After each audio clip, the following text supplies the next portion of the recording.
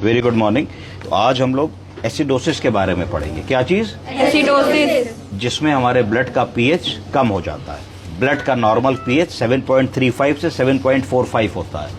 जब भी पीएच 7.35 से कम होता है तो उसको एसिडोसिस बोलेंगे। क्या बोलेंगे? एसिडोसिस। और अगर 7.45 से अधिक होगा तो उसको एल्केलोसिस बोलेंगे। तो हमारे पास इस पर्टिकुलर पेशेंट में इसका पीएच कितना लिखा है? 6.92। तो 6.92 का मतलब है हमारा पेशेंट सीवियर एसिडोसिस में है।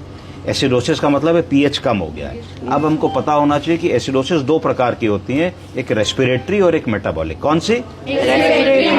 अगर एसिडोसिस का कारण है कि कार्बन डाइऑक्साइड बढ़ रहा है और ऑक्सीजन कम हो रहा है तो उसको हम रेस्पिरेटरी एसिडोसिस बोलेंगे, और यदि ऐसा नहीं है तो उसको मेटाबॉलिक बोलेंगे। मेटाबॉलिक एसिडोसिस कब हो सकती है? जब उसका कोई मेटाबॉलिक फैक्टर गड़बड़ा रहा हो, जैसे कि ब्लड यूरिया, जैसे कि सीरम क्रिएटिनिन, जैसे कि लिवर फंक्शन, तो उसको मेटाबॉलिक कॉज बोलेंगे। तो इस पर्टिकुलर केस में हमने देखा कि हमारा कार्बन डाइऑक्साइड 34 है जो कि नॉर्मल है, और हमारा PO2 ऑक्सीजन 101 है जो कि नॉर्मल है। तो इसका मतलब इस पर्टिकुलर केस में जो एसिडोसिस हो रही है वो मेटाबॉलिक है, ना कि रेस्पिरेटरी।